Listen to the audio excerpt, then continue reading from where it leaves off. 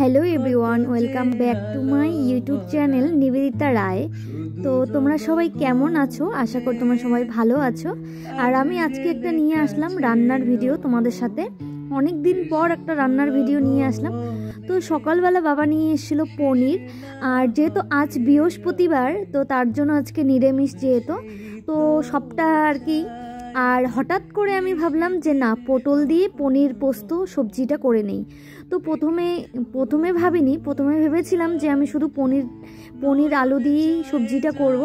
তারপর হঠাৎ করে মনে হলো যেহেতু পটল আছে তো পটল দিয়েই আমি একটা সবজি বানিয়ে ফেলি। তো পটলগুলো আগেই মা ভেজে রেখেছিল। তো প্রথমে বললাম না যে আমি ভাবিনি যে আমি সবজিটা বানাবো। তো মা গেছে পুজো দিতে। আজ যেহেতু বৃহস্পতিবার, তো বৃহস্পতিবার তো অনেক কাজ থাকে, আর আমাদের যেহেতু গ্রামের বাড়ি তো দৌড়ে দৌড়ে তো কাজ করতে হয়, অনেকটা সময় লেগে যায়। এটা যারা গ্রামে থাকো তারা অবশ্যই জানো আর কি। তো মা যেহেতু ওদিকে পুজো দিচ্ছিল, আর পুজো দিতে আমাদের যেহেতু বাড়িতে জাগ্রত মা কালী আছে, মা মনসা আছে, আর লক্ষ্মীনারায়ণ আছে, তো সবাইকে পুজো দিতে অনেকটা সময় লেগে যায়।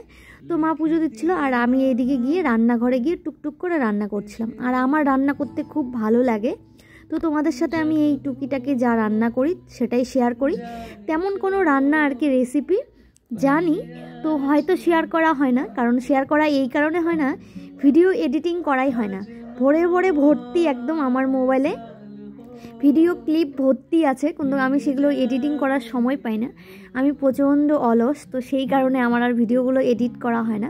তো আজকে ভাবলাম রান্না করতে করতে এই রান্নার রেসিপিটা তোমাদের সাথে শেয়ার করি। তো প্রথমে কি করলাম সেটা হয়তো তোমরা সবাই দেখে নিয়েছো।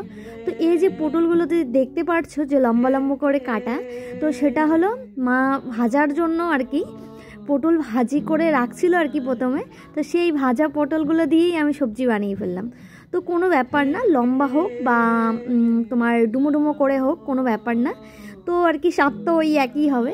আর আমি উল্টোপাল্টা রান্না করতে ভীষণ ভালোবাসি, আর ভীষণ ভালোবাসলে হবে কি, তো রান্নাটা শেষে গিয়ে যেমনই হোক টেস্টি হয়, খাওয়ার মতো হয় এমন না। হয়তো রান্না দেখলেই বুঝতে পারো। আর যেহেতু রান্না বিয়ের পর রান্নাই আমার জীবন, রান্নাই আমার সমস্ত কিছু। তো প্রত্যেকের আমার রান্না খেয়ে খেয়েই একটু মানে সবার আর কি প্রশংসা পাই, এটাই হলো মেন ইম্পর্টেন্ট একটা জিনিস। আর সেই প্রশংসা পাওয়ার পর বিশেষ করে আরও বেশি রান্না করার প্রতি আগ্রহ আর কি। তো শ্বশুরবাড়ি টু বাবার বাড়ি সবাই আর কি বেশিরভাগ আমার রান্নাটা পছন্দ করে, মোটমাট যেমনই করি না কেন। তো তার জন্য ভালো লাগে, সবার সাথে শেয়ার করি। তারপর দেখতে পাচ্ছ আর কি পটলগুলো দিয়ে দিলাম, তারপর আস্তে আস্তে পনিরটাও দিয়ে দিলাম। তো টমেটো, পনির, আলু ছিল, আলু বেশি ছিল না, দুটো আলু বুঝি কেটে দিয়েছিলাম। তো প্রথমে ভাবছিলাম শুধু পটল পোস্ত আর কি করব, তারপর আস্তে আস্তে সব কিছু আর কি এখানে অ্যাড হয়ে গেছে। তো খাওয়ার প্রথমে আর কি ভাবিনি যে এতটা টেস্ট হবে, কিন্তু বাট খুব টেস্টি হয়েছিল। চলো তাহলে এখন প্রথম থেকে বলি। তো যে কোনো কিছু মানে নিরামিষ বানানোর আগে ভেজে ভেজে তুলে রাখলে বেস্ট হয় আর কি। যতই বলো রান্নার মধ্যে তেল না থাকলে কোনোদিনও রান্না জমে না। সাথে ঝাল নুন একটু সমস্ত কিছুই একটু দিতে হয়, তাহলেই আর কি একটু সবজিটা বেশি ভালো হয়, মানে মুখরোচক আর কি হয়। তো তারপর শেষে কি করলাম, শেষে হলো গরম মশলা আর কি। এখন গরম মশলা দিলাম যেহেতু এখন নামিয়ে ফেলবো। আর এখানে কি করছিলাম, যেহেতু দেখতে পাচ্ছ গুঁড়ি গুঁড়ি সাদা সাদা আর কি, এগুলো পোস্তর সাথে একটু পনির আর কি, পনির আমি ভেঙে দিয়েছিলাম। তো সেই পনিরটাই আর কি দেখা যাচ্ছে গুঁড়ো গুঁড়ো পনির আর কি, তো দিলে পরে একটু টেস্ট হয়। তো ফাইনালি দেখো এবার কেমন হয়েছে আমার সবজিটা। আর অবশ্যই যারা আমার ভিডিওটা দেখছো অবশ্যই আমাকে কমেন্ট করবে, লাইক করবে, ভালো লাগলে শেয়ার করবে। তো আমার রান্নার রেসিপিগুলো কেমন লাগে, তো কি কেমন ভিডিও দেখতে চাও অবশ্যই কমেন্ট করবে।